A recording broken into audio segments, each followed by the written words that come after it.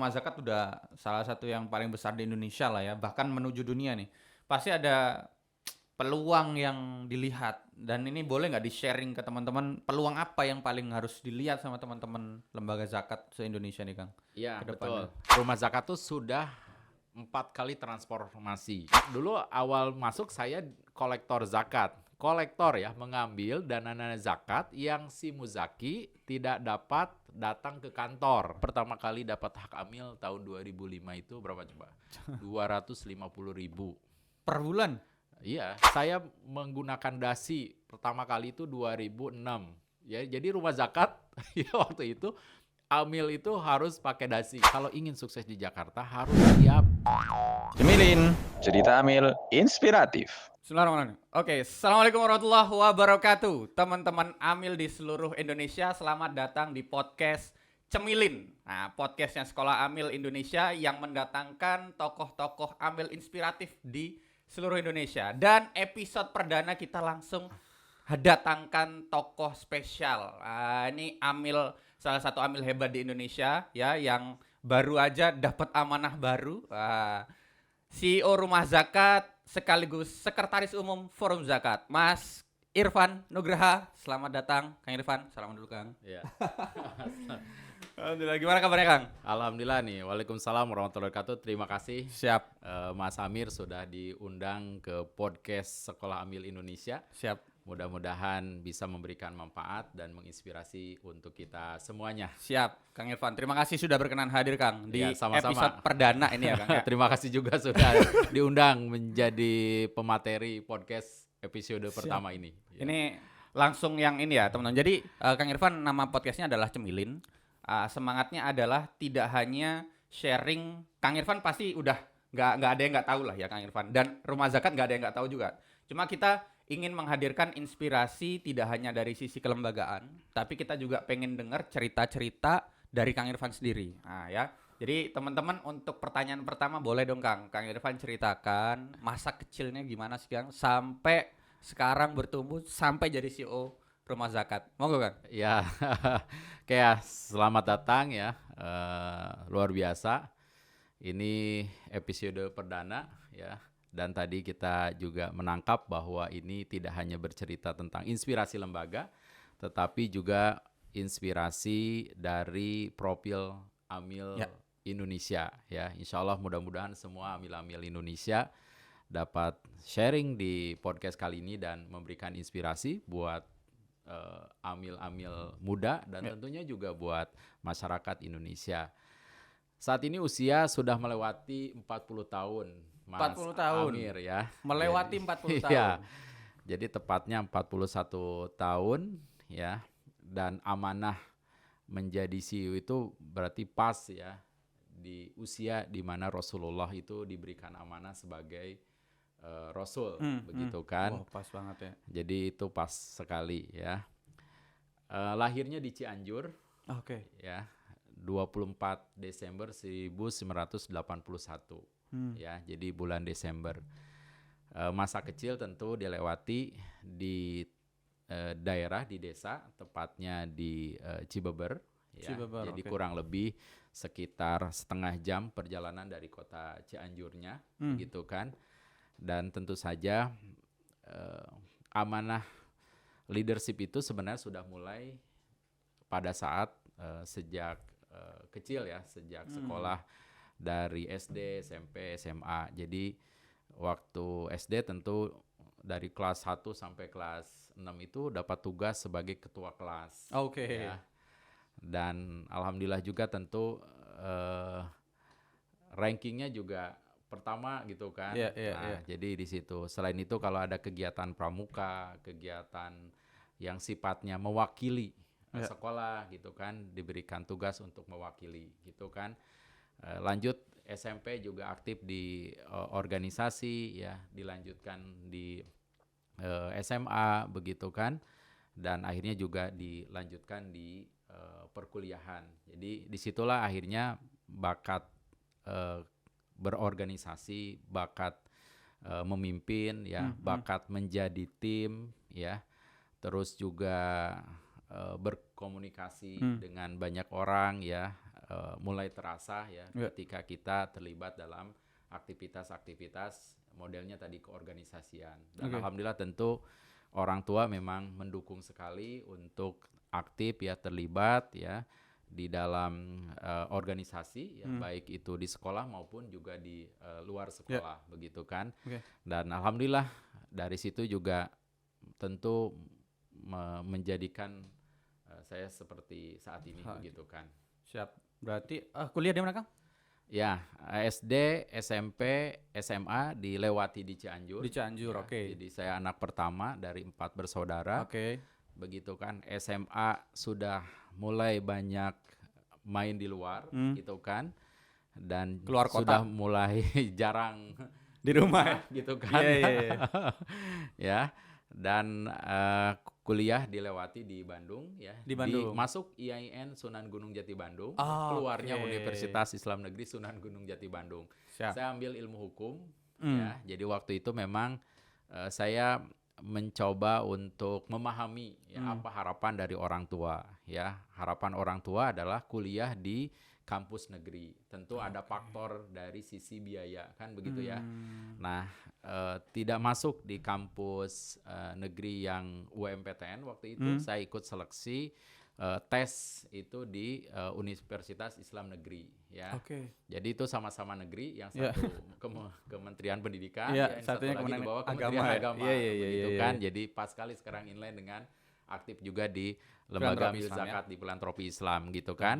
Nah, memang waktu di semester pertama ya belum banyak berorganisasi, jadi fokuskan itu semester pertama itu memahami ya terkait dengan tugas-tugas di sekolah, maklum ya karena sebelumnya di sekolah negeri masuk ke Universitas Islam Negeri dan semester pertama semester kedua itu banyak mata kuliah dasar yang itu tidak berhubungan pada saat SMA. Jadi saya banyak menghabiskan untuk di akademis saja ya. Jadi kuliah, kadang perpustakaan ya, kerja kelompok gitu kan, baca buku, lebih banyak di situ dulu memahami. Baru tahun kedua mulailah ikut organisasi ya, baik itu di jurusan ya, di fakultas begitu kan, ataupun di ekstra apa namanya? Kampus ya. Begitu kan. Jadi itulah di tahun kedua perkuliahan begitu kan. Oke. Dan memang di situ saya menyukai ya di organisasi. Jadi menemukan banyak sekali kesempatan untuk mengasah potensi-potensi yang ada di dalam diri saya.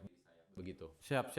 Berarti di IAIN dan sekarang sedang S2 atau sudah selesai, Kang? Ya, sekarang sedang S2 ya. Jadi Mantap. saya S2 itu waktu tugas di Rumah zakat ya? Rumah Zakat. Jadi kan selesai perkuliahan tuh saya selesaikan di tahun keempat. Sebenarnya tahun keempat sudah nggak ada perkuliahan ya, tinggal menyusun skripsi saja. Tahun berapa itu, Kang? Itu jadi perkuliahan kan kurang lebih 3,5 tahun ya, begitu kan. Selebihnya tinggal menyusun skripsi. Jadi kan ada 2 sidang ya. Kalau ada sidang Proposal. sidang mata kuliah. Oh, ya. oke. Ada sidang skripsi. Skripsi. Nah, setelah selesai mata kuliah semua ya dilanjutkan dengan sidang mata kuliah kan. Nah, dari sidang mata kuliah itu ke menyelesaikan perkuliahan lama, hampir 1,5 tahun. Ya. Jadi karena keaktifan di organisasi. Jadi waktu itu sudah aktif di organisasi luar kampus ya. Dan juga di Badan Eksekutif Mahasiswa. Oh, di BEM, ya, Ketua BEM. Saya ditugaskan sebagai bagian luar negeri. Oh, Menteri Luar Negeri. Menteri Luar Negeri. Jadi banyak berkomunikasi dengan Teman-teman BEM-BEM, BEMSI segala BEMSI macam. begitu kan Ya. di luaran begitu kan. Nah, jadi lebih banyak di situ. Nah, namun yang menarik ya, jadi waktu di kampus itu kan juga bergelut ya di dalam dinamika diskusi terkait dengan permasalahan masalah sosial masyarakat ya, terus juga isu-isu kebangsaan ya. Nah, di situ mulailah banyak kita bagaimana melakukan diskusi-diskusi ya terkait dengan bagaimana sih menyelesaikan masalah kemiskinan kan gitu ya. Ya. Nah, di situ akhirnya mengenal filantropi Islam ya, mengenal dunia zakat itu di diskusi itu. Oke. Nah, kita diskusi kan, terus akhirnya juga ketika mahasiswa ya ikut kegiatan yang sifatnya pengabdian ke masyarakat kan gitu kan. Akhirnya menemukan seperti inilah apa namanya tantangan di masyarakat. Nah, di perjalanan ya ketika masih aktif di organisasi ya sudah tidak ada perkuliahan gitu kan, ada teman saya membawa buku. Ya, jadi bukunya itu bagus sekali menginspirasi ya tentang buku berpikir dan berjiwa besar. Oke. Jadi buku itu yang menginspirasi saya baca gitu kan, menarik saya di kos-kosan itu kan baca gitu kan, dan akhirnya saya tanya ini buku ini dapat dari mana kan gitu kan. Nah, teman saya itu menyampaikan ini buku yang wajib dibaca pada saat itu di lembaganya. Jadi lembaganya itu teman saya itu udah aktif ya, di jadi amil organisasi. ya di lembaga tersebut. Jadi itu teman kuliah kan. Jadi sudah aktif. Dia karena tidak terlalu aktif di organisasi mahasiswa, jadi setelah selesai kuliah ataupun organisasi di kampus ya, dia kerja.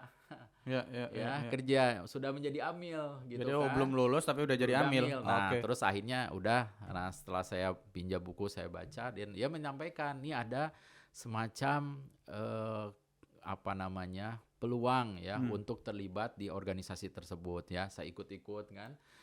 Dan akhirnya ya udah saya ikut ikut melamar ya. Terus waktu itu belum selesai kuliah. Ya, begitu kan. Tepatnya kalau nggak salah di bulan awal Februari ya, saya ikut 2005 ya. Jadi berapa tahun yang lalu ya? Iya. 2005 saya ikut ya,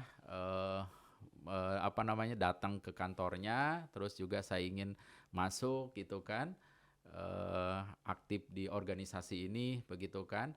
Dan setelah dari datang itu lama ya, hampir sebulan lah tidak ada informasi. Nah, selama itu memang sudah ada aktif, saya ikut ngajar di sekolah, terus juga kegiatan apapun masih dilakukan ya sambil menyelesaikan skripsi begitu kan. Tepatnya di akhir Februari ya, baru ada undangan untuk ikut menjadi amil rekrutmen di lembaga itu. Tersebut, betul kan? Nah, namanya lembaganya dulu Dompet Sosial Ummul Qura Rumah Zakat Indonesia. Jadi Dompet Sosial Ummul Qura Rumah Zakat Indonesia. Inilah cikal bakal ya. Jadi 2005 itu fase di mana lembaga tersebut yang saat ini saya masih aktif itu dikelola secara tradisional. Ya, jadi dikelola secara tradisional itu 2005 ya. Dan ini titik awalnya Kang Irfan jadi amil betul, nih. Ya, Tahun 2005 ya, Kang? Betul. Saya akhirnya meninggalkan dunia dunia aktivis mahasiswa setelah itu. Udah saya fokus di lembaga ini. Begitu kan saya tinggalkan tuh ya aktivitas-aktivitas keorganisasian di mahasiswa gitu kan, aktif udah selesai, fokuskannya di sini. Begitu kan sampai sekarang. Nah, karena waktu itu memang dasar ya, saya mungkin tidak terlibat banyak di dalam diskusi-diskusi, tapi saya coba mengimplementasikan apa yang saya pahami ya, apa yang saya serap ya selama aktif di organisasi mahasiswa dan banyak membahas terkait dengan permasalahan masyarakat kan gitu ya, dinamika sosial masyarakat gitu kan. Dan akhirnya di sini ada sebuah peluang untuk langsung berkontribusi secara real ya terhadap permasalahan sosial itu, yaitu adalah menjadi amil zakat gitu kan. Nah, ini barangkali teman-teman menanyakan kok hilang. Ya. Di kampus nanya. Ya, di kampus hilang kemana gitu kan. Jadi jarang muncul gitu kan. Bahkan saya mengundurkan diri kan waktu itu di aktif organisasi mahasiswa itu udah kan selesai di situ, maka fokus di lembaga yang saat ini saya masih beraktivitas begitu. Nah ini menarik nih, berarti 2005 ya Kang ya, awal jadi amil, berarti sampai dengan hari ini kurang lebih hampir 20 tahun, 18 tahun. Ya, 18 tahun. 18 tahun jadi amil zakat ya. Dan tadi menariknya rela mundur dari organisasi kampus. Betul. Nah, untuk jadi amil nih, kalau teman-teman hari ini nggak tahu nih ya, kalau nggak bangga jadi amil kayaknya kurang gitu ya. Iya. Nah, berarti titik awalnya adalah ketika mahasiswa ternyata tergugah dari ngobrol dengan teman jadi amil zakat. Nah, itu langsung di rumah zakat. Awalnya dulu Dompet Sosial Umul Umul Quro, Quro Rumah Rumah Zakat. Zakat Indonesia. Yang tahun 2005 meskipun Rumah Zakat lahir tahun berapa, Kang? Rumah Zakat lahir tahun 98. 98. Ya, jadi Oke. 98. Jadi saya bukan generasi awal ataupun pendiri ya. Jadi masuk tahun 2005, begitu kan. Nah, tapi saya ingin menyampaikan Ya. jadi kita belajar ataupun kecintaan terhadap bangsa ini ya, terhadap negara itu memang ditemukan sebenarnya sudah mulai pada saat aktif di mahasiswa itu. Oh, oke. Ya, jadi jiwa untuk patriotisme itu sudah muncul di situ. Bagaimana berkontribusi terhadap bangsa ini, Ya, ya. berkontribusi terhadap negara ini, Ya. kan? Hanya saja saya memilih jalan untuk saya memulai Sosial. harus langsung berkontribusi real, Ke gitu kan, masyarakat. ke masyarakat. Nah, lembaga sosial, lembaga filantropi ini adalah salah satu memang aktualisasi diri saya untuk tadi ya mengaktualkan ya jiwa kecintaan terhadap bangsa, terhadap negara ini gitu kan, dan sekaligus terutama ini adalah siar terkait dengan dakwah Islam begitu. Oke. Siap. Jadi di situ Mas Amir ya luar Menarik, biasa. menarik. Masuklah 2005 itu ya memang pada saat itu sedang prosesnya akan memulai transformasinya Rumah Zakat yang pertama. 2005. Ya. Oh, oke. Itu fase kedua bisa dikatakan fase kedua. Jadi saya masuk itu 2005 itu kan 2004 Desember itu kan peristiwa tsunami Aceh. Ya, betul. Ya, betul. singkat kan? Nah, ketika peristiwa tsunami Aceh saya masih ikut mengadakan musyawarahnya aktif kemahasiswaan ya. Jadi waktu itu ya waktu tsunami itu ya. Nah, udah saya nggak kepikir ya waktu itu mau di organisasi sosial di lembaga zakat ini kan gitu kan. Nah, tahun akhirnya masuk dan waktu itu memang semua lembaga filantropi yang sudah hadir pasti terlibat ya berkontribusi terhadap membantu saudara-saudara yang terkena musibah di tsunami Aceh begitu kan, dan termasuk di dompet sosial Umul Quro Rumah Zakat ini ya. Jadi waktu itu masih ada kesibukannya, masih ada pergantian amil yang ditugaskan, relawan yang ditugaskan. Akhirnya kan Rumah Zakat membuka kantor perwakilan di Aceh karena ada peristiwa ini kan. Dan jadi, Kang Irfan termasuk yang terbang ke sana? Nah, saya belum sejak itu saya nggak ke Aceh itu pada saat saya ditugaskan sebagai regional head Sumatera. Oke. Jadi 2005 masuk ke Rumah Zakat, lalu di Rumah Zakat ada pergantian kepemimpinan ya, yang sebelumnya istilah kenal CEO itu kan 2006 kalau nggak salah ya. 2006 ya. CEO pergantian. Jadi itu kepemimpinan Rumah Zakat itu berganti ya. Itu masuk ke generasi kedua. Waktu itu CEO-nya Pak Pirda Dimas Eka Putra. Ya, Pak Pirda membawa sebuah nuansa culture baru, yaitu bagaimana mengelola lembaga ini secara profesional. Wah, ini luar biasa, kita belajar tentang kedisiplinan ya, belajar terkait dengan sebuah sistem ya dan lain-lain. Itu 2005. 2006 ditugaskanlah ke Sumatera. Oke. Ya, jadi ditugaskan. Saya waktu itu ketika ditugaskan mengambil tantangan ini gitu kan, dan saya berniat suatu hari nanti saya akan pasti kembali ke kantor pusat ya. Untuk saya bisa mengaktualisasikan kemampuan saya harus keluar dari Bandung, dan ketika ada tawaran ke Palembang saya ambil. Saya senang sekali. Siap. Gitu kan. Kita lanjut nanti.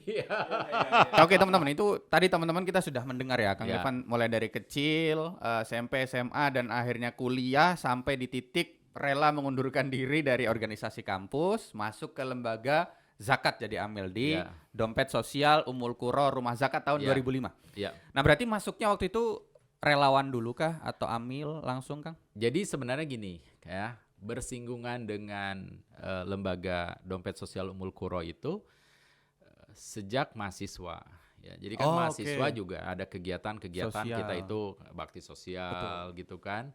Dan waktu itu ya namanya juga mahasiswa, pasti kita akan mencari pendanaan gitu kan, dan kita mencari mitra-mitra lembaga sosial ya. Salah satu lembaga sosial yang waktu itu kita coba ajak bekerja sama ya, salah satunya adalah dompet sosial Ummul Qura ini. Jadi berinteraksi dengan DSUKI ya, mahasiswa sudah mengenal itu kan, hanya sekilas saja kan, begitu kan. Jadi dan ternyata ada kerelawanan, dan memang ada salah satu teman saya itu ya di kampus itu aktif jadi relawan ya.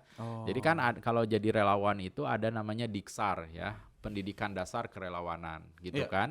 Nah, Itu dari rumah zakat dari iya di dompet rumah sosial. zakat. Nah, teman saya di kampus waktu itu udah ada yang ikut aktif. Hanya saya melihat aja kan, bertanya kan gitu kan. Jadi belum menjadi sesuatu yang tertarik waktu itu gitu kan. Nah, jadi yang membuat tertarik itu adalah dari sebuah buku tersebut. Saya melihat luar biasa ya. Berpikir dan berjiwa besar. Ya, jadi artinya saya melihat bahwa lembaga ini mempunyai visi yang luar biasa, yang besar ya, gitu kan. Jadi lembaganya kan waktu itu kan pasti lembaga kan belum profesional Betul, ya, dikelola tradisional gitu kan. Kontribusi juga belum seluas manfaatnya saat ini gitu kan, tapi sudah melihat rencana sampai 25 tahun yang akan datang kan gitu kan. Wah, saya luar biasa ini kan menjadi inspirasi bagi saya, dan saya termotivasi untuk ikut terlibat di dalamnya. Dan di tahun 2005 itu ya, waktu jadi Amil dikenalkan dengan istilah bagaimana misal menyusun masa depan ya. Dulu ada istilahnya MHMMD. Ya, saya ikut pelatihannya ya, diajarin bagaimana menyusun kan. Ya, Daud Ibrahim ya. Ya, 25 tahun ke depan, terus menurunkannya segala macam. Ya, itu bersyukur ya. Jadi luar biasa ya, ini karunia dari Allah Subhanahu wa taala ya, yang saya selalu syukuri ya, perjalanan hidup ini. Jadi perjalanan, artinya gini, saya kemarin ketemu ya dengan teman ya. Mungkin kalau di organisasi kampus atau mahasiswa junior kan, tapi saya diskusi ya. Kita sekarang sudah aktif diamanahkan jadi di pimpinan lembaga ya. Teman saya tuh udah terlibat di pemerintahan gitu kan ya, di staf khusus kan, kepresidenan. Saya diskusi bahwa perjalanan kita untuk mencintai negara ini ya sampai kapanpun akan terus berlanjut gitu kan. Jadi tahapan-tahapan itu. Jadi itulah yang sebenarnya saya belajar ya, fundament prinsip-prinsip itu ditemukan ketika aktif di keorganisasian mahasiswa ya, di kampus ya, lalu akhirnya dikuatkan di lembaga ini gitu kan. Hanya di lembaga ini kan jelas pasti ya. Karena kita diamanahkan mengelola dana publik, dana umat gitu kan. Kita belajar tentang manajemen ya, belajar manajemen risiko, belajar tentang akuntabilitas. Jadi dituntut lebih tidak hanya sekedar untuk bagaimana mencintai negaranya, tetapi bagaimana mempertanggungjawabkan apa amanah yang diberikan ini, begitu kan. Jadi itu 2005, 2006 barulah saya ke Palembang. Saya ambil tantangan itu ya. Jadi waktu itu saya selalu mengambil jalur di mana yang tidak biasa dilakukan oleh yang lain gitu aja. Ya, saya coba ambil itu. Jadi ketika amil waktu itu ditugaskan itu berat ya, keluar kota Bandung gitu kan. Saya ambil kesempatan, ingin keluar. Nah, itu saya ketika 2006 ya, alhamdulillah di situ mulai belajar lagi, ketemu orang baru ya, kebiasaan baru. Betul, kebiasaan baru ya. Ketemu misalnya kepala daerah ya, ketemu pimpinan korporasi, meskipun levelnya perwakilan ya, tapi saya kan belajar dari situ kan gitu kan. 2006 sampai 2008. Jadi 2007 2008 saya jadi kepala cabang rumah zakat di Palembang ya, alhamdulillah. Kepala cabang juga menjadi cabang terbaik, dan ditugaskan menjadi regional head, jadi membawahi cabang-cabang di Sumatera. Oh, berarti judulnya adalah kepala cabang Palembang sebenarnya. Saya nggak langsung jadi kepala cabang, hanya jadi officer amil staff lah di gitu kan, Palembang. di Palembang setahun. Jadi itu.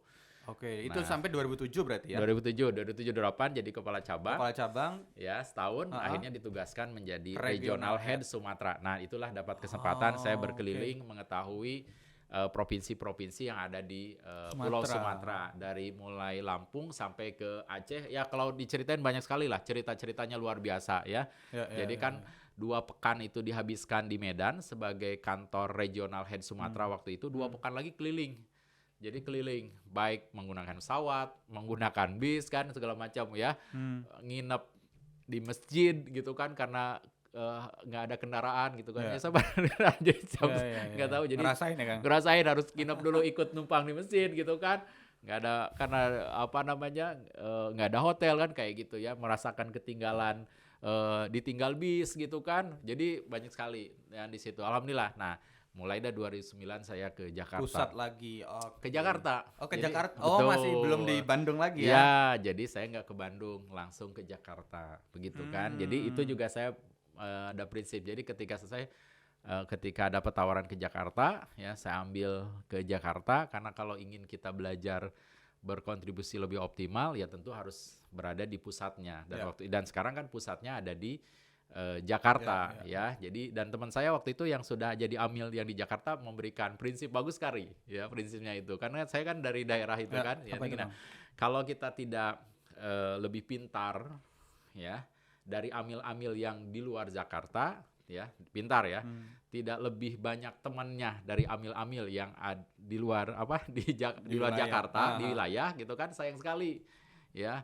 Jadi karena di Jakarta itu kita dapat kesempatan ketemu lebih banyak dengan orang-orang hebat, ya, dapat kesempatan ikut apapun kegiatannya yang kegiatan-kegiatan edukasi seminar. Karena waktu itu kan offline nggak kenal ada online kan, ya. Jadi kesempatan itu di Jakarta. Jadi 2009 meskipun luar biasa ya, tantangannya dari daerah. Jadi saya melihat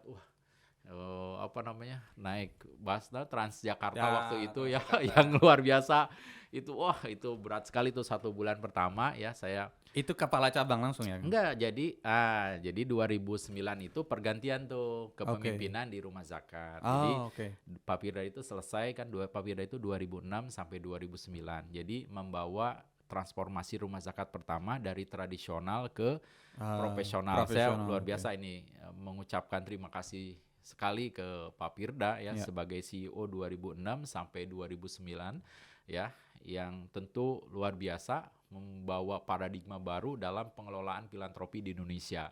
Ya, jadi saya menggunakan dasi pertama kali itu 2006.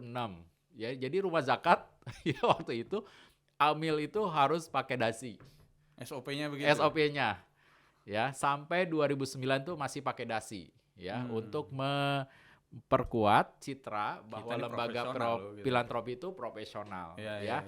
Dan waktu itu dulu awal masuk saya kolektor zakat. Kolektor ya, mengambil dana zakat yang si muzaki tidak dapat datang ke kantor.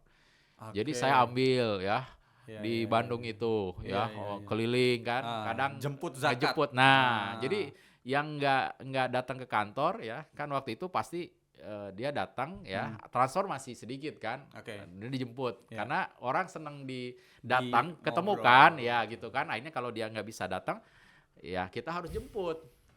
Saya awal itu masuk jemput. Nah, jadi kolektor. Nah, tahu ketika Papirda jadi CEO, akhirnya kita dari teman-teman ngusulin kalau kolektor tuh kesannya kayak gimana gitu kan. Kayak sesuatu yang nggak enak. Ya, betul. Nah, waktu itu kita punya muzaki yang dia tugas di kantor pajak. Nah, terus saya istilah kok ada konsultan pajak ya. Nah, akhirnya kita kenalkan konsultan zakat. Nah, waktu itu makanya berganti tuh. Saya jadi Jisko. Zakat Infak Sodako konsultan. Di Rumah Zakat sekarang masih ada.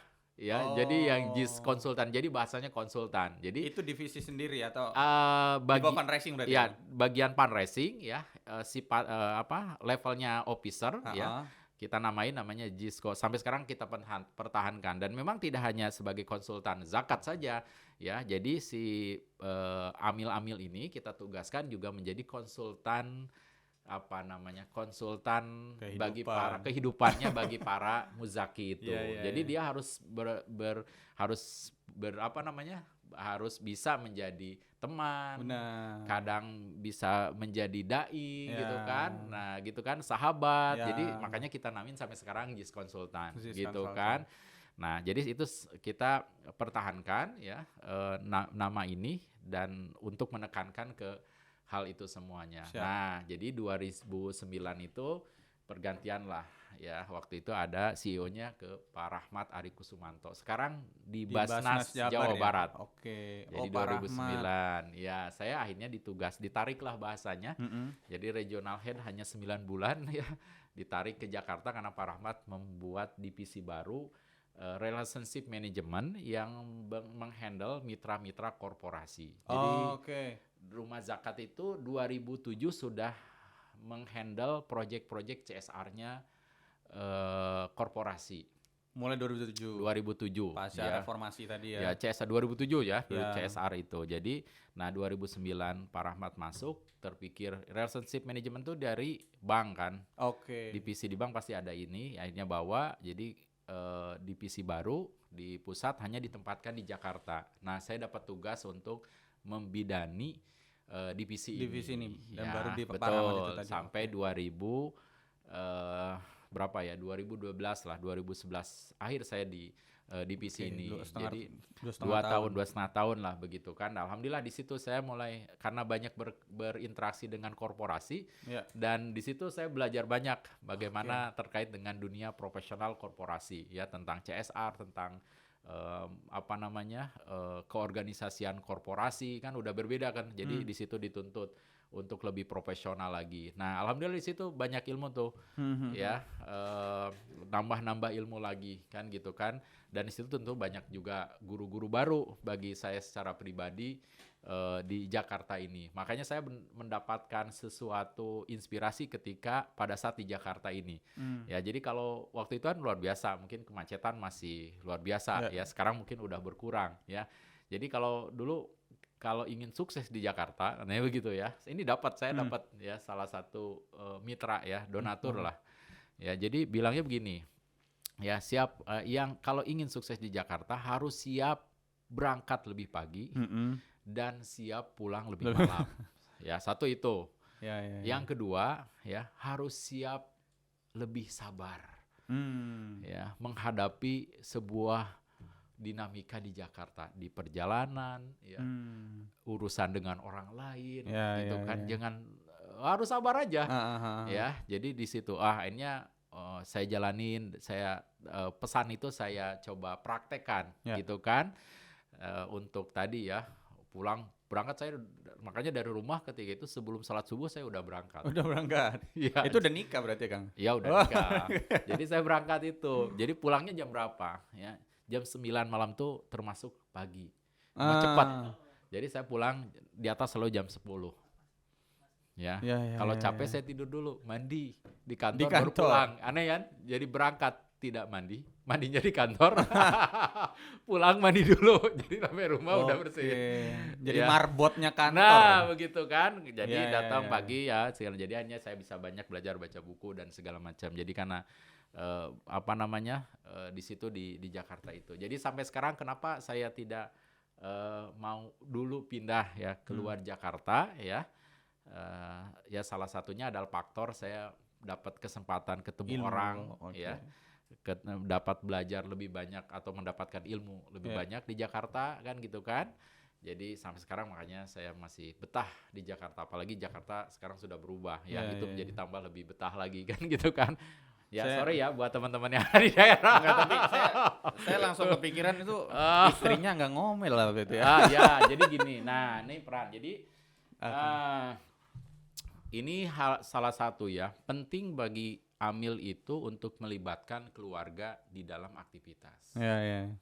Ya, satu, Amil ini atau lembaga filantropi pasti dari sisi salary ya, gaji ya di bawah masih terbatas rata-rata ya, apalagi pada saat itu lagi berjuang. Ya, saya pertama kali dapat hak Amil tahun 2005 itu berapa coba? 250.000 per bulan. Iya, 3 bulan itu. Terus 3 bulan alhamdulillah naik kan gitu ya. Gitu kan. Jadi saya sampaikan, jadi makanya libatkan karena kerjanya banyak, kita Sabtu Minggu gitu kan kegiatan ya. Di situ hak Amilnya atau salary-nya di bawah rata-rata industri. Sekarang alhamdulillah sudah lebih baik ya. Sekarang sudah lebih baik pasti ya, seiring dengan diterimanya atau seiring dengan semakin baiknya ya keprofesional lembaga-lembaga zakat Pengelolaan kita kan ya kan. pengelolaannya. Nah, jadi saya libatkan dan biar melihat ya apa itu aktivitas AMIL itu ya. Terus harus dilibatkan juga agar memahami visi misi dari lembaga.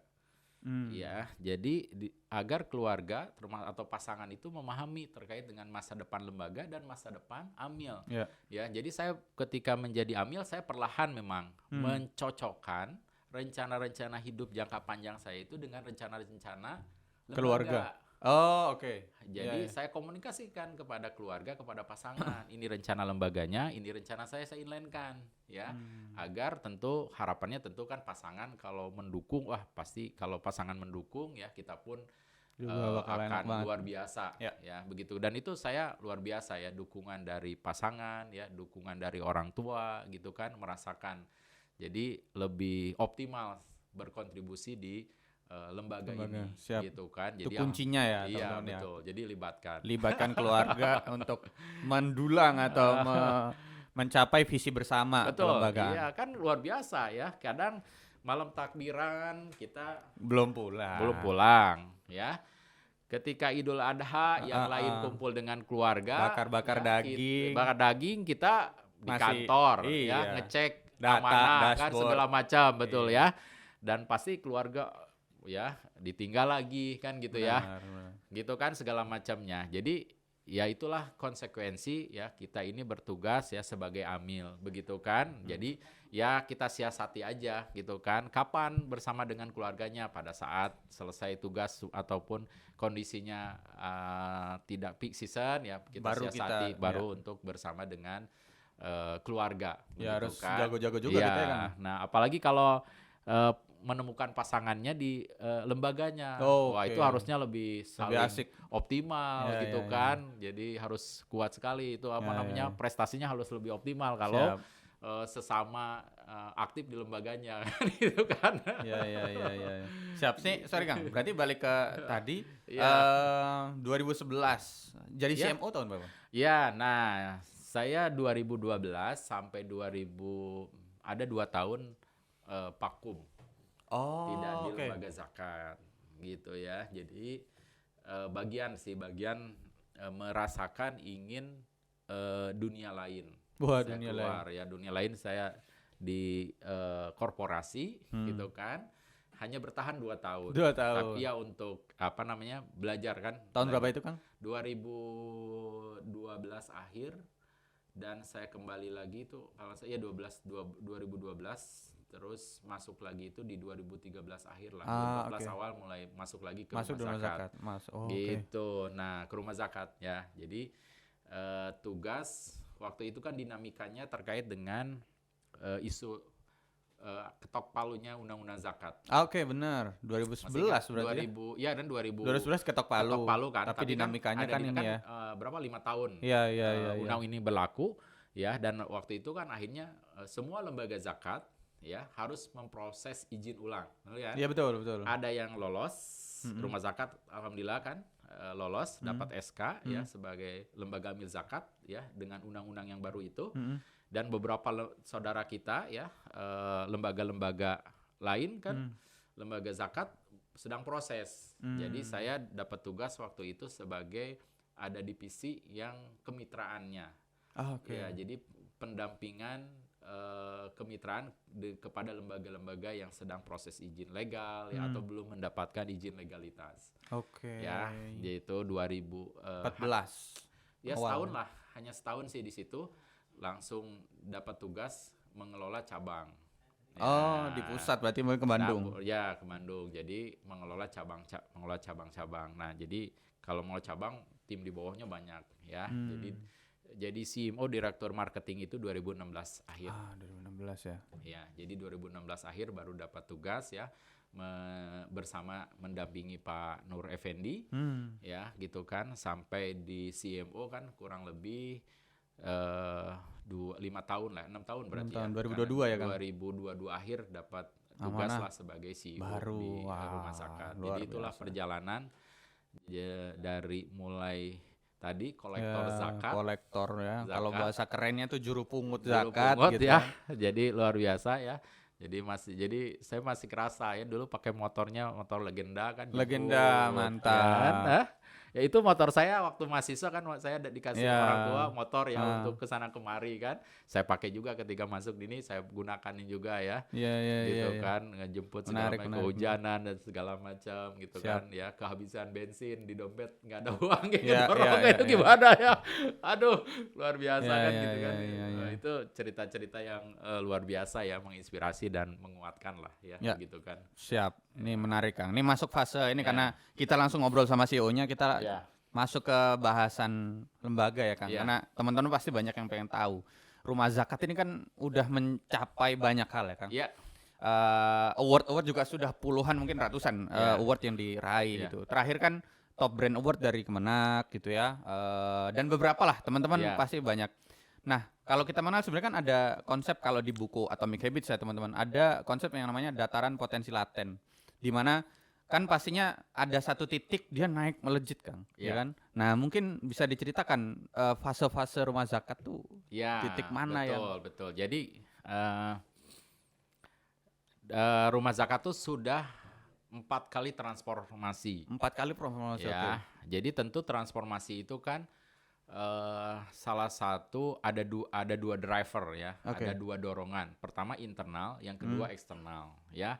Faktor eksternal jelas ya, perubahan masyarakat gitu kan, kondisi sosial, politik ya, regulasi Ya. ekonomi dan lain-lain ya. Tapi internal tentu ada dorongan-dorongan kan gitu ya. Oke. Jadi makanya 2006 itu transformasi pertama dari tradisional ke profesional. Tahun 2009 2010 transformasi kedua ya. Oke, Gitu fasenya kan. itu ya. Transformasi lagi gitu kan. Tahun 2006 2016 2017 transformasi yang ketiga. Ketiga, oke. 2020 kita melakukan transformasi lagi kan, Oke. jadi 4 kali melakukan transformasi dan ya tentu dari transformasi itu kan bagaimana rumah zakat atau organisasi itu bisa terus tumbuh kan, Ya. jadi tumbuh kan gitu kan. Oke. Nah, jadi salah satunya adalah dengan proses transformasi itu. Jadi nah setiap transformasi pasti ada enggak langsung Turun dikit. kadang turun dikit Ya, dulu ya betul. begitu kan, tapi alhamdulillah terus Naik naik, pasti, oke. ya. Nah mulai kerasa ya ketika misalnya kita alhamdulillah ya, tentu setiap transformasi itu pertolongan Allah itu selalu ada ya. Jadi di situ ada faktor memang bimbingan ya, faktor pertolongan gitu kan. Jadi meskipun waktu itu di puncak ya udah masih terlihat tumbuh, kita merasakan oh sudah saatnya kita transformasi Oke. gitu kan. Ya ketika transformasi ada fase di mana kita turun ya, tapi alhamdulillah ya naik gitu kan ya. Nah transformasi itu ya alhamdulillah kan turun terus naik terus sampai sekarang kan terus tumbuh kan gitu kan. Jadi fase-fase itulah gitu kan. Jadi disitulah maka tugas CEO, tugas pimpinan untuk mengelola transformasi itu kan ya, memberikan direct ya, memberikan arahan kepada tim ya, menunjukkan jalannya secara jelas ya terkait visi organisasi ke depan gitu kan.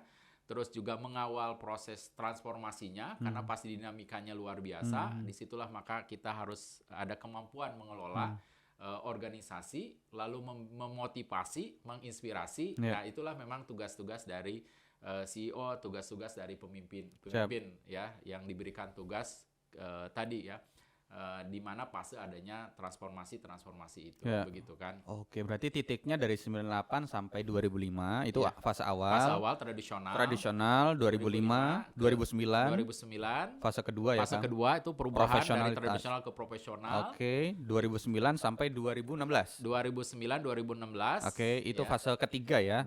Fase ketiga. Oke. Ya, ada fase lagi 2016 kan 2017 kita transformasi lagi.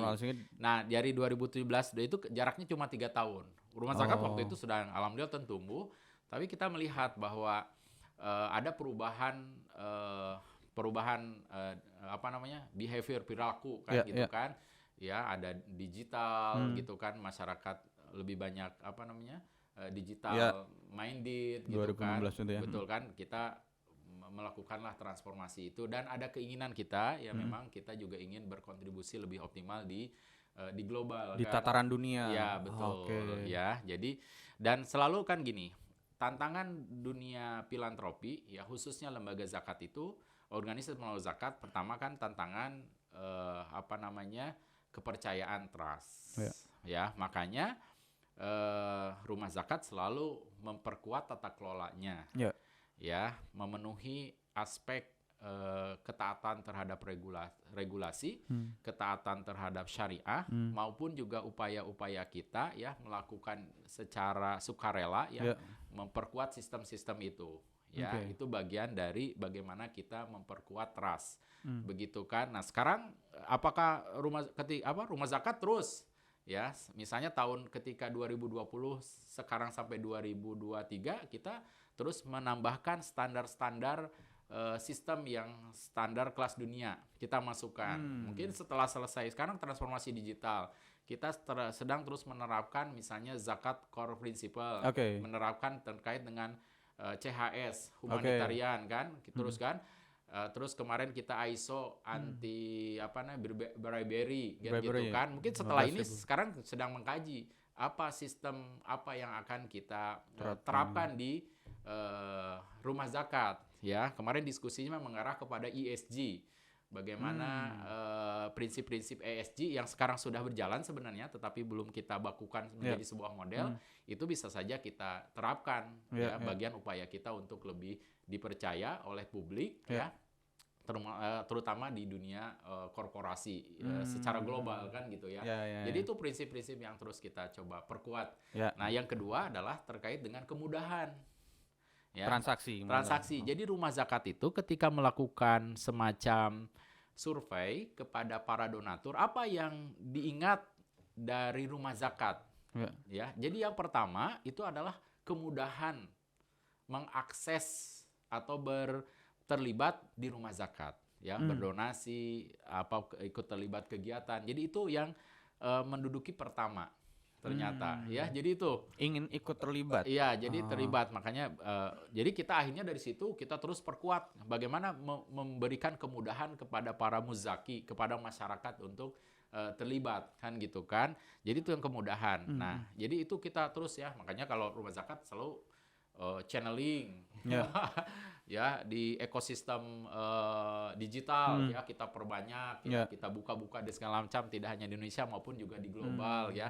Ada perkembangan teknologi untuk mempermudah kemudahan ya, kita coba buat kan gitu kan. Nah, yang ketiga kan aspek dari sosialisasi dan edukasi.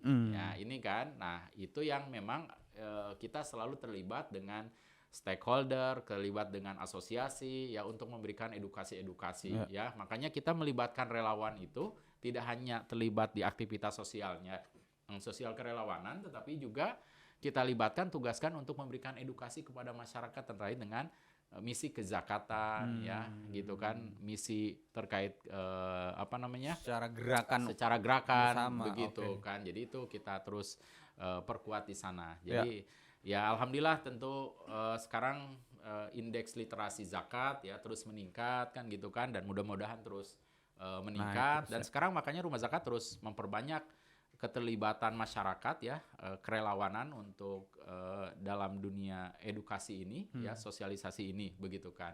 Oke. Ini mungkin perkembangan di rumah zakat. Jadi yang saya catat adalah bagi mungkin teman-teman ada yang nonton yang sedang berkembang lembaganya, Kang. Gitu ya. Jadi kalau belajar dari rumah zakat, ya ketika mungkin lembaga kita stagnan, ya jangan menyerah. Adakan transformasi ya, Kang ya. Ada satu titik transformasi yang rumah zakat rela mungkin agak turun sedikit, tapi itulah kunci untuk naik kembali. Itu satu ya, teman-teman. Jadi kita harus cari cara supaya gimana caranya lembaga kita berkembang. Lalu yang kedua adalah tadi ya, selalu libatkan stakeholder kita. Ya, donatur, stakeholder dan sebagainya, ternyata ketemu tadi melibatkan. Mereka senang banget melibatkan atau dilibatkan dalam segala bentuk kegiatan rumah zakat. Ya, ini pelajaran berharga ya teman-teman. Nah, Kang Irfan kalau boleh tahu berarti ya kita sama lembaga zakat kan sama ya mungkin ya. Tantangan Ya. terbesar yang dialami tantangan terbesar yang dialami rumah zakat dan mungkin teman-teman yang harus diwaspadai apa, Kang? Ya, betul. Jadi pertama begini ya, tantangan ya. Rumah zakat selalu ada tantangan ya, Ya. eksternal dan internal. Begitu Oh, kan ya. membaginya gitu ya. Eksternal Eksternal dan dan internal. eksternal. Jadi nah ada yang bisa dikendalikan, ya, ada yang tidak bisa dikendalikan. Ya, kalau tidak bisa dikendalikan, maka kita membuat rencana-rencana masa depan Oke. organisasi. Oke. Nah, itulah maka seorang pemimpin ataupun yang ditugasin menjadi pemimpin di organisasi ya harus dapat memahami ya gitu kan tantangannya dan masa depan organisasinya. Jadi membuat rencana-rencana, membuat visi ya begitu kan. Jadi 10 tahun yang ke depan misalnya pola filantropi di Indonesia itu seperti apa. Bagaimana, oke. Maka kalau kita perlu membaca itu ya lalu akhirnya kita coba masukkan ke dalam strategic plan. Nah, Oke. jadi makanya tantangan ada tantangan ketika kita tidak maju itu salah satunya adalah kita tidak bisa membaca ya masa depan dari ekosistem yang saat ini Oke. lembaga ini kita gelutin. Maka pemimpin perlu terus belajar tuh di situ. Ya, Ya, perlu ya. mirroring ya, perlu benchmark. Jadi secara pribadi kita harus juga punya benchmark ke siapa kan ya. gitu kan untuk tadi belajar. Oh, masa depan kan. Jadi kita akhirnya menentukan visinya kemana kan itu ya. Nah, yang selanjutnya adalah tentu kan kita punya tim. Ya, jadi kan di rumah zakat tidak ada Superman ya. Ya. Ya, kita selalu membangun super team. Itulah ya yang diajarkan oleh pendiri, oleh para pendahulu lembaga. Jadi para pendiri itu selalu rela untuk mengundurkan diri ya. Jadi dari proses ya, Papida sudah cukup merasa sudah apa namanya?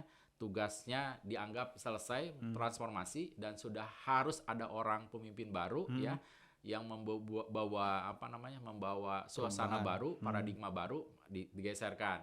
Ya, begitupun kemarin Mas Nur Effendi ya. Mas Nur sudah 11 tahun ya, perlu ada suasana baru ya, cara pandang baru, maka Mas Nur mengundurkan diri ya, akhirnya mengestafeta kepemimpinannya. Nah, begitupun dengan saya mungkin ya, jadi harus sudah ada saatnya ya, saya harus menyerahkan ya kepada pelanjut dari organisasi ini. Nah, disitulah maka kita harus membentuk super team itu. Jadi tim itu ya kita ajak, makanya organisasinya harus kita ajak untuk menjadi organisasi pembelajar. Nah, tantangannya itu kan seringnya itu kan ya selalu ketika regenerasi itu berat sekali. Ya, karena penerusnya tidak disiapkan atau organisasinya tidak didorong untuk menjadi organisasi pembelajar. Betul. Ya, nah saat ini makanya di Rumah Zakat sekarang kita dorong yang belum menyelesaikan S1 kita dorong untuk kuliah lagi.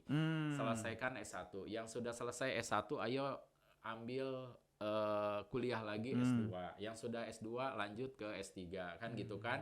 Ya, terus kalau ada penugasan ambil kesempatan untuk ikut penugasan kan gitu kan untuk itu juga bagian untuk mempersiapkan organisasi ini menjadi organisasi pembelajar kan gitu kan karena dan yang sekarang misalnya yang ditugaskan saya secara pribadi jajaran BOD juga harus mendorong ya makanya ayo sekolah lagi karena tidak selamanya kita itu akan diberikan kesempatan mengelola lembaga ini. Ada saatnya kita itu tidak tidak cocok mungkin cara berpikir kita kan gitu kan kita harus memberikan kesempatan kepada yang lebih muda, lebih fresh ya sesuai dengan generasinya. Jadi seperti itu. Nah, memang yang menjadi pondasi bagi Rumah Zakat ya organisasi boleh dikelola dengan sistem manajemen apapun boleh, tapi yang pondasi bagaimana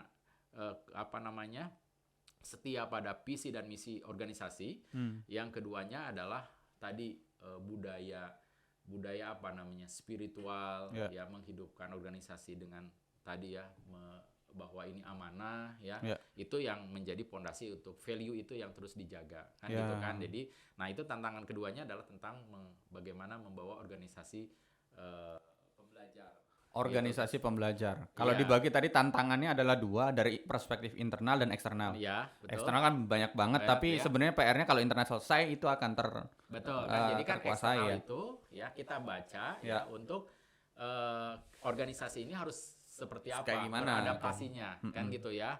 Belajarnya harus bagaimana, meresponnya bagaimana kan itu internal Ya. kan.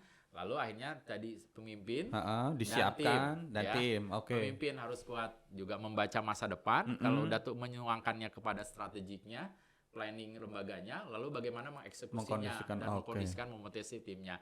Nah, lalu kita siapkan tantangan selanjutnya kan ke timnya, gitu kan. Hmm. Kita punya rencana, tapi kalau nggak ada tim yang bisa mengeksekusi kan kita nggak optimal. Benar. Maka kita harus juga nyiapin Benar. ya timnya yang bisa mengeksekusi dari rencana-rencana lembaga tersebut. Ya. Dan itulah tugas dari pemimpin untuk menyiapkan itu, dan semua makanya di rumah zakat selalu ada istilahnya endgame.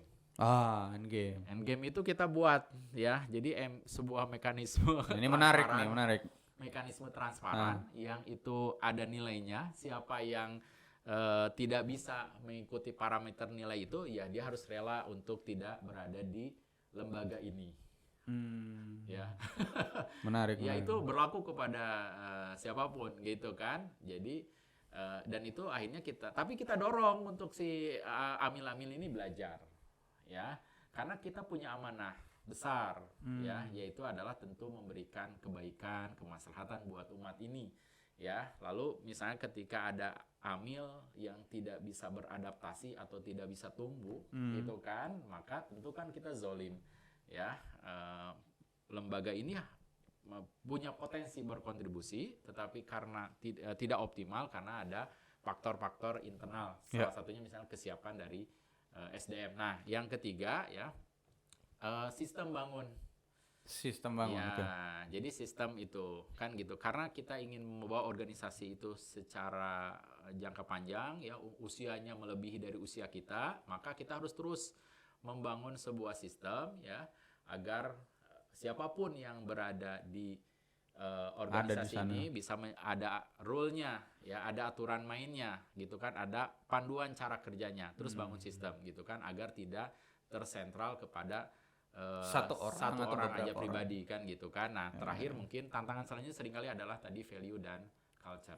Itu akarnya ya. Akarnya itu di situ. Jadi value dan culture. Makanya tugas leader ya, tugas pembina di lembaga adalah membangun ini. Jadi ketika amilnya itu sudah mulai melenceng ya, sudah mulai cara berpikirnya lain gitu kan, maka tugas pemimpin, tugas pembina mengingatkan kembali. Oke. Ya, jadi value. Makanya di rumah zakat sampai sekarang ada namanya inspirasi pagi.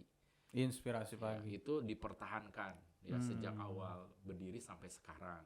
Itu apa, salah ngapain, satu yang kita tanamkan adalah value ya. Internalisasi value ya, melalui visi misi ya, terus juga nilai-nilai budaya kerja gitu kan, itu terus kita kuatkan di sana gitu. Inspirasi kan. pagi jam Inspirasi baru pagi. masuk kantor Jam langsung 8 sampai jam 9 atau 8 sampai kumpul jam dulu. 8.30 ya, kumpul dulu.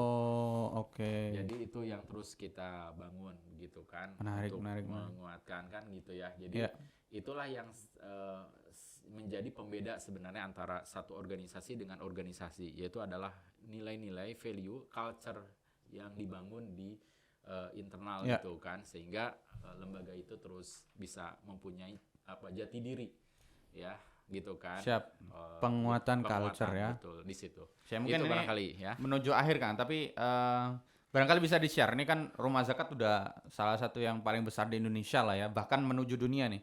Pasti ada peluang yang dilihat, dan ini boleh nggak di-sharing ke teman-teman, peluang apa yang paling harus dilihat sama teman-teman lembaga zakat se-Indonesia nih Kang? Ya, betul. Ya, tentu Indonesia itu adalah negara paling dermawan. Oke.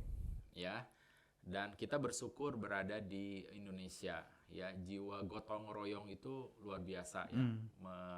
Tertanam kuat di masyarakat Indonesia ya. Makanya ada sesuatu musibah gitu kan, semua langsung ikut serta ingin berpartisipasi. Ada sesuatu hal yang dipandang kurang baik ya, masyarakat langsung kan gitu kan ingin melibatkan menyelesaikan masalah itu kan luar biasa potensi Indonesia ya. Itu yang kedua adalah menarik bahwa Indonesia ini adalah negara yang terus tumbuh secara ekonomi. Ya, betul kan? Ya, jadi benar. terus tumbuh ya. Ketika negara-negara lain Rada ini turun, kemarin viral utang Amerika. ya turun kan gitu ya. Ya. Pertumbuhan ekonominya Indonesia masih bisa stabil dan bahkan tumbuh. Ya. Dan Keren. itu berpeluang untuk terus tumbuh. Ya, karena luar biasa sumber daya. Ya, Indonesia masyarakat apa namanya luar biasa. Jiwa konsumtifnya itu luar biasa ya, membantu perputaran ekonomi Indonesia. Oke. Ya itu ya. Ya. Ya, jadi nah selanjutnya adalah tentu apa namanya kesadaran untuk menjalankan ataupun menerima ya tadi apa namanya ekonomi menjalankan ekonomi syariah juga terus tumbuh ya. Jadi ini sebenarnya potensi-potensi ya dan potensi-potensi itu ya. Nah, maka lembaga zakat, lembaga filantropi ya bisa menginline-kan Dengan atau potensi-potensi iya tadi. betul. Jadi ibaratnya ini ada semacam ombak Ya. ya dan kita bisa berselancar di sana. Iya ya, Bisa berselancar di dengan sana gitu kan. oke. Kita akhirnya ketika Indonesia tumbuh, masyarakat Indonesia tumbuh secara kesejahteraannya Ya. ya, secara pendidikannya, maka kita juga akan terdorong untuk terus tumbuh. Ya, riding the wave bahasa Nah, kerennya. betul, riding the wave. Jadi dan Oke. kita pun bisa menjadi apa namanya semacam duta bagi Indonesia untuk berkontribusi di dunia internasional ya. Jadi kontribusinya ya kan Indonesia luar biasa, banyak apa diberikan kesempatan di dunia internasional itu menjadi pemimpin ya. Kemarin terakhir G20, sekarang ASEAN, itu kan luar biasa. Ya. Dan kemungkinan potensi untuk kita menjadi apa namanya memimpin ya di negara-negara lain kan gitu kan, ataupun kita berkontribusi ya memberikan manfaat kepada masyarakat di belahan dunia itu akan semakin terbuka dan itu harus disyukuri dan dilihat oleh apa pegiat-pegiat ya di lembaga filantropi, khususnya di lembaga filantropi Islam ini, begitu kan. Nah, itulah yang juga akhirnya kita lihat ya oleh rumah zakat. Maka rumah zakat itu positioningnya ada 3. Lembaga zakat, lembaga kemanusiaan, dan lembaga pemberdayaan masyarakat, gitu kan. Jadi kita 3 positioning ini kita jalankan semuanya, begitu kan.